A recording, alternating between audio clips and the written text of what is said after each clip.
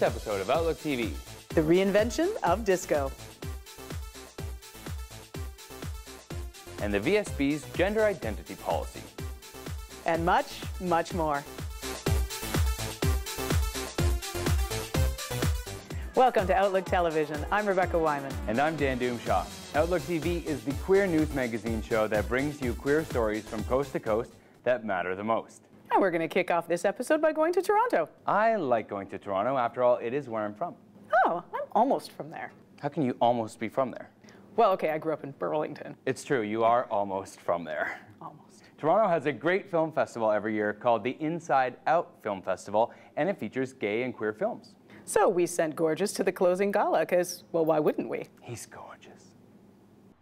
I can't think of anything more gorgeous to do tonight than to attend the 24th annual Inside Out Film Festival's closing gala and awards ceremony. That's where we're at here in Toronto at Hotel Ocho for Outlook TV. Stick around so you can see for yourself. Primeiro você me arrasta pra festa e agora você quer me arrastar pra fora dela? Por que você tá falando assim comigo, cara? Porque fica todo mundo querendo me controlar e ninguém quer que eu beije ninguém. Our opening film was The Way He Looks, a Brazilian first feature, where the short was actually a big favorite at Inside Out back in 2011. And we were fortunate to see the film in Berlin this year, where it had its world premiere and won the Teddy Award for Best Feature. Trude. Is that short for Trudy? Gertrude. Please don't tell anyone. Gertrude and Alice. First film, it's called True Love. It's about feature. a serial bed-hopping lesbian who can't find love anywhere, and then out of the blue meets this gorgeous Greta Garbo of the North. She accidentally falls in love with her friend's mother who comes to town. Thank you for babysitting my mother these past couple of days. Come on, no problem. Oh, I'm seeing her tomorrow. Who? Alice. My mother? Really? Why? You know she's a lesbian. Yes. A young lesbian. Yes. And you are neither. I'm going back into the cave to write another feature film because that's what I need to do. vacation. No, I'm working on a few feature films. And I have a couple of projects that I'm only now entertaining to come out of the cave. We were in a cave. We were in a cave for 3.5 years. Yeah, doing writing this my project, pajamas. so. We need some quiet time and then we'll probably reemerge. Ik ben geen homo.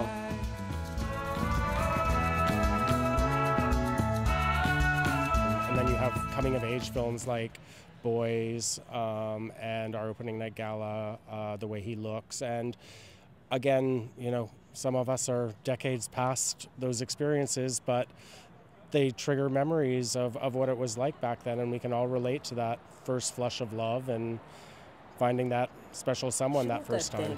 The work around marginalization and violence faced by the LGBTI community was not the sole responsibility of the LGBTI community. It had to be the responsibility of everybody who worked on human rights.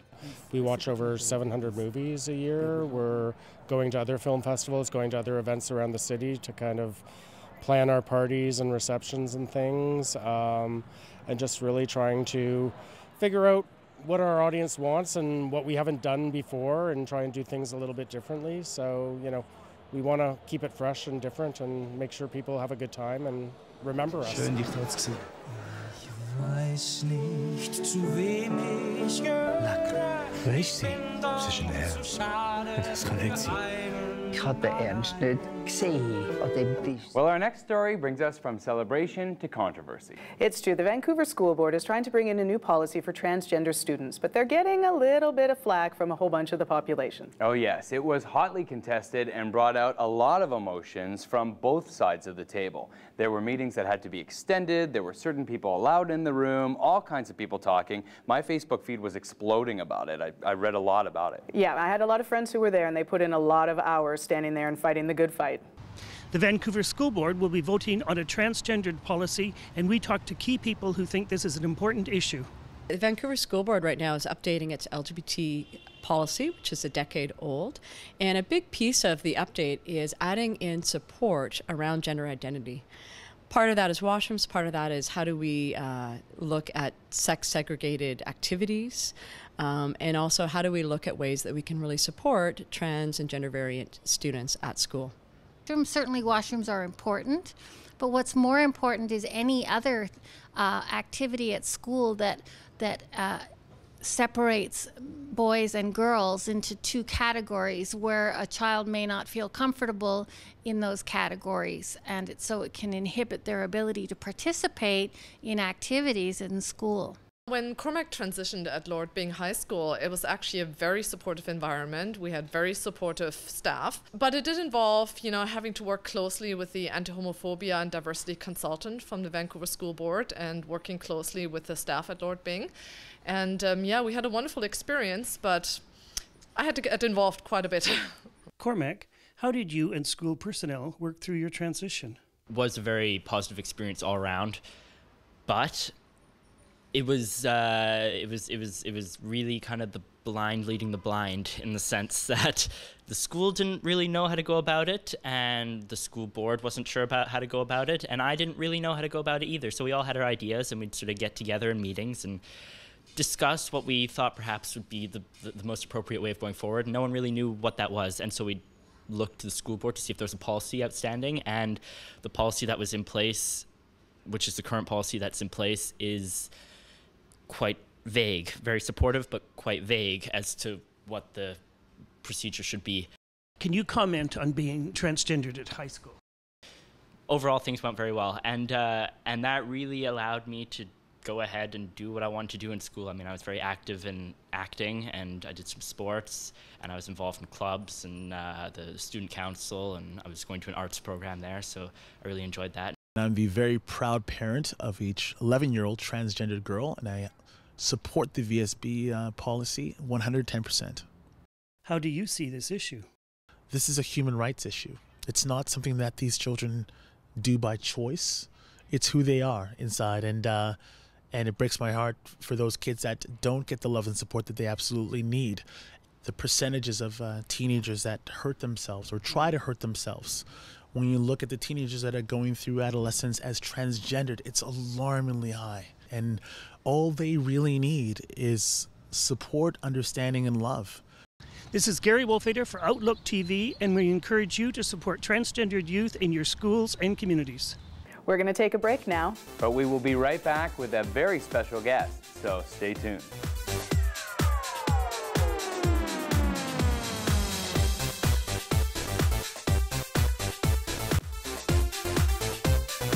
Welcome back. You're watching Outlook TV. We are joined here today by Ray Lamb, the General Manager of Vancouver Pride. Ray, welcome. Well, thank you for having me here today. Yeah, it's great to talk to you about Pride. Things must be pretty hectic getting ready. Oh yeah, it's always busy in the lead up to Pride, and this year we have a really packed season that's a lot more accessible and community oriented, so we're really excited to having that this year. Oh, what do you mean by accessible, more accessible? Well, this year we have ASL at all of our events, so if you're hearing impaired or you need a ASL interpreter, you can come to our events and expect to see that at the events. What events are you most excited about coming up for Pride? Well, I'm definitely excited about Eastside Pride. That's one of our first events this year, and we're going to be back at Grandview Park, and it's going to be a really intimate park music festival, so we're really looking forward to that. We have a bunch of great vendors coming out this year to support us. And then after that, we have the Davie Street Block Party, which is something that I'm really, really excited about as well, because this year, instead of having 4 fenced-in block parties or 4 fenced-in beer gardens, we have 1 small beer garden, and we have 2 large community blocks of carnival games and community organizations coming out to fundraise. The 2 community blocks are going to be all ages. We have youth games and some sporting games as well, and we're going to also be turning the Butte Plaza into a community dance floor. So we're going to have music there, and we're going to be using the rainbow intersection to really draw people to that area. And what's going on for the female identified this year? Well, we have a women's party this year, and we're really pushing it for women of all genders. So it's a femme party, and it's going to be at the Boathouse. We're calling it Swirl, and it's going to be a tea party from about 4 in the afternoon to 1 at night, and it just gives a place for women of all genders to come out and celebrate during Pride. Women of all genders, I haven't heard that before. That's really cool. Yeah, we're really trying to be trans-inclusive this year, and something that a lot of people will notice this year is that we're sharing the spotlight with the trans community a bit more. So when you go to the Davie and Denman Flag Island, half of the flags there will actually be trans flags.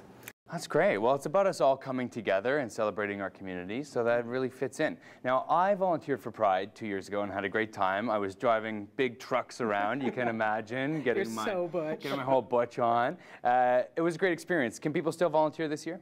Absolutely. If you go to vancouverpride.ca, you can volunteer online and just sign up for shifts and just figure out what you're passionate about and what you want to really do to contribute to Pride. And the parade's still plan to go on the Sunday? Absolutely. So we're following the historic route, and this year we've actually added a kind of a smaller festival at the end of the parade at Alexandra Park, which is just across the street from the boathouse where we're having the women's party.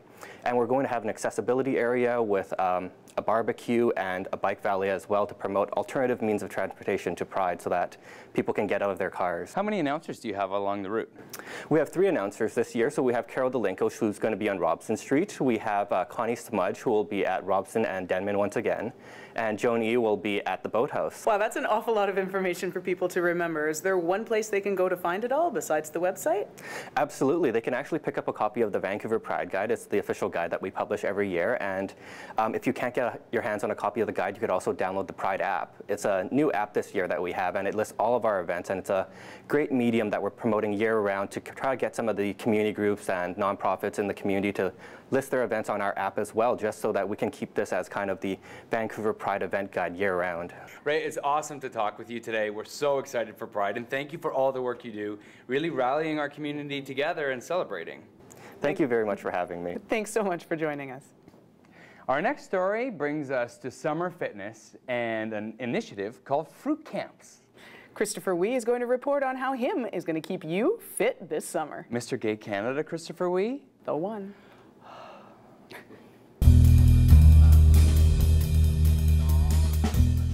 I'm here at the Roundhouse, and I'm here today because I'm joining a group of men who are a part of a program called Foot Camp, and it's by him.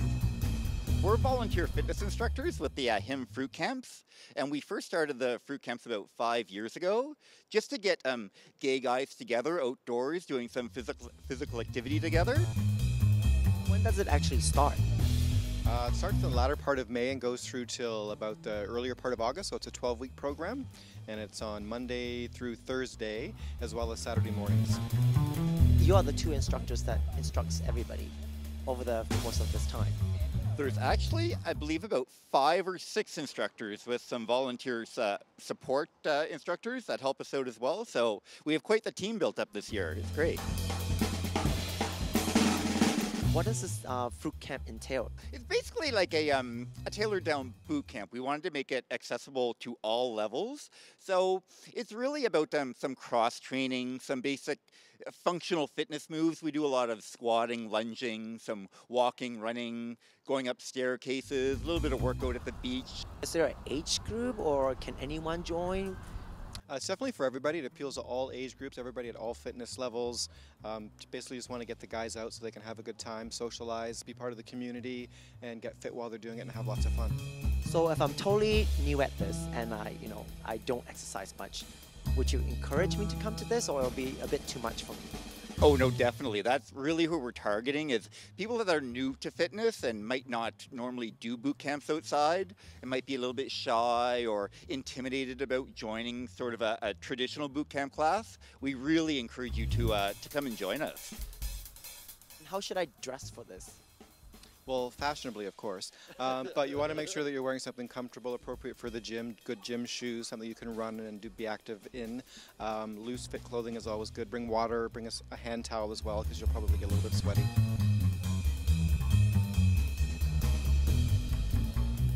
I just had a quick intro about what Fruit Camp is all about from Rob and Trevor, and I must say, from just that little bit of taste of what Fruit Camp is, they should rename it to something else, because it's definitely no Fruit Camp.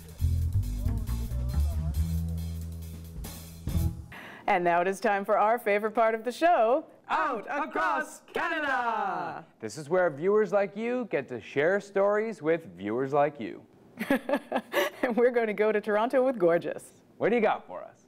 Rainbow sidewalks have been painted, and there's certainly a buzz in the air for the World Pride 2014 celebration. Here's some of the events you may want to look out for. On June 20th, following the World Pride opening ceremonies, the Village invites you to join the World Pride kickoff block party and enjoy a taste of the real Village. June 21st, check out the 2014 Nui Rose queer-focused contemporary art installations and exhibition. Transportation from the 519 Community Center will be hosted by Nuns on a Bus, the Sisters of Perpetual Indulgence. June 24th in Cawthra Square Park is the annual AIDS Candlelight Vigil to honor, remember, and celebrate the ones we've lost. June 24th also brings us director John Cameron Mitchell to the Tiff Bell Lightbox for the Hedwig and the Angry Inch sing-along presentation of his 2001 cult classic. June 25th, get your tickets to Disco and Diva's official World Pride Party at the Phoenix Concert Theatre, with performances by the Village People. June 27th, at the University of Toronto, the World Pride Human Rights Conference will be holding a forum on the responses to LGBTQ2 youth homelessness. This event is free and open to the public. June 28th, at the Betty Oliphant Theatre, Singing Out brings you the Big Pride Sing-Along. Get loud, get proud. Now, these events barely even touch the tip of the iceberg of all of the events that are going on during World Pride 2014. If you'd like for more Toronto event information, you can follow me on Twitter at @MyBlockTyler. Hi, ladies and gentlemen. I'm Eureka Love, reporting from the Maritimes on what's going on in our neck of the woods. First of all, the Youth Project is hosting their queer prom at the Atlantica Hotel Halifax. The event is intended for queer youth and their allies, 19 and under. It's a alcohol and drug-free zone. So if you missed the chance to dance with your sweetie, now's your opportunity. Check out their Facebook page and website for more details. Cosplay dance parties are a thing, and they're happening at Men's Bar. Costumes are encouraged, but not mandatory. They have themed drinks, geeky music playing all night long, as well as costume and dance parties with prizes. Check out their Facebook page for more details. Personally, I think people that dress up in costumes are a little odd. The Velvet Rope Boylesque is back with their annual show. Mr. John Stone is returning from Montreal to hit the stage with Toronto Boylesque Wrong Note Rusty. It should be a real good time, a treat for the eyes. Check out their Facebook page for more details. Finally, dust off your rainbows, ladies and gentlemen, because Halifax Pride is a-coming fast. There's almost too many events to mention, so check out halifaxpride.com for events going on in the community. I'll be out in full swing with my ladies, and you know that a drag queen at Pride is busier than a mall Santa at Christmas. Well, that's it from the Maritimes, ladies and gentlemen. I'm Eureka Love, and remember, stick with me. I'll take you places. Was that whipping cream on Eureka Love's face? Because it made me a little bit hungry. Okay, Rebecca's got to get a snack. You join us back when we return and we visit Big V, Victoria.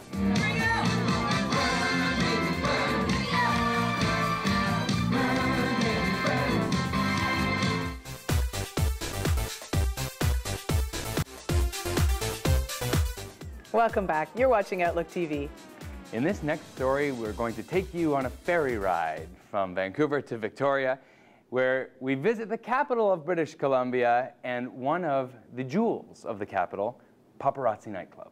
Mr. Gay Canada Victoria here, Craig Scoman, ready to show you Paparazzi on its 7th anniversary and the owner Attila's birthday. Let's go inside. Okay, we have a pickup artist in Cinnamon Kits. 7 years ago, would I have bought in this bar? Would I know what I've gone through, ups and downs, good and bad? No, the bar was bought because of the fact that the previous owner said that there would be no LGBT bar left if I didn't buy it, so I went into this with my heart, not knowing anything about the bar business. I didn't know how to mix the drink. I still don't know how to mix the drink. It's just all to do with the heart. And Skylar, who is our bartender behind the scenes, so we wanted to meet Skylar. And AJ, which is all around the birthday. And AJ over on the side corner with the muscle. We have the burlesque show on tonight, and we're going to be in for a big treat. Let's go on in.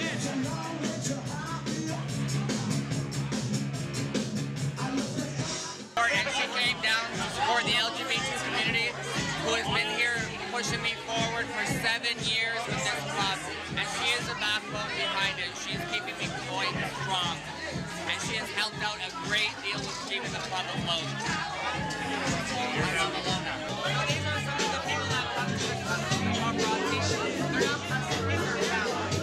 And you know what? It's because of you. So give yourselves a round of applause. Let's keep the party going and head over to the Rio Theater. That's right. Pride held a fundraiser and they brought disco up from the grave. It's not dead. Not dead. Who would have thunk? Disco's not dead. The fire department. Burn, baby, burn. Disco Inferno. I remember disco. Do you remember disco? Let's check out the reinvention of disco at the Rio Theater. It is a reinvention of the genre. It is about Donna Summer's biggest hits back in the 70s, and it is about remixing her music and reinventing it and bringing it back to year 2014. So it is a dance club cabaret. It has a lot of singing, dancing. We have video, we have film, we have drama.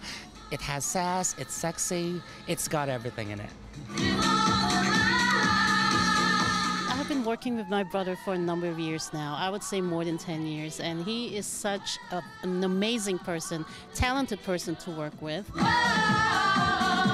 It's the hair, the big makeup, the attitude, expression, the freedom of expression. That's my favorite thing about the 70s.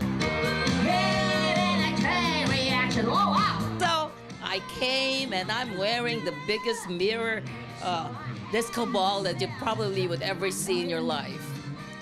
From the queen of rock and roll, paying tribute to the queen of disco, Donna Summer. I think that's big, that's huge. We all kind of have our own little personalities and stuff. Leandra's kind of added a bit of a Spanish flair to my character, so mixed within some other things as well. So it's a fun, playful sort of character that I have. We have really fun outfits too. Beginning of the show, I've got some great leopard pants on.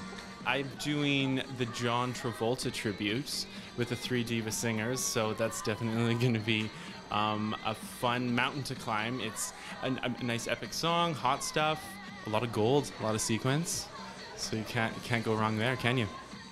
It's just an awesome opportunity to perform and start a show from the ground up, basically, be a part of the process to sort of, you know, get it all together. There's a lot going on, obviously, so with all of the multimedia, all of the dances, and then us singing, us interacting with each other, it's a big show to put on, but it's lots of fun to be in. It'll have you out of your seat dancing, we're up dancing, so we hope everybody else is too. It'll be a great night. Watch out for future reinvention performances. This is Gary Wolfader for Outlook TV. Well, alas, that is about all of the time we have for this episode. But fear not, because we will be back with another action-packed June episode of Queer Stories That Matter to You. And in the meantime, we encourage you to attend Prides because it is Pride season. That's right. Check out VancouverPride.ca and find out how you can get involved, or at least what you're going to come to. Because we expect to see you all there. And we also are hoping to see a whole bunch of you in Toronto for World Pride. Yeah, we're going to World Pride. We will be reporting, and we will have the scoop for you in July about all the fabulousness that happens in YYZ. In the meantime, please like us on Facebook and follow us on Twitter. Thank you so much for joining us. I'm Dan Doomshaw. And I'm Rebecca Wyman. Stay fabulous, Canada.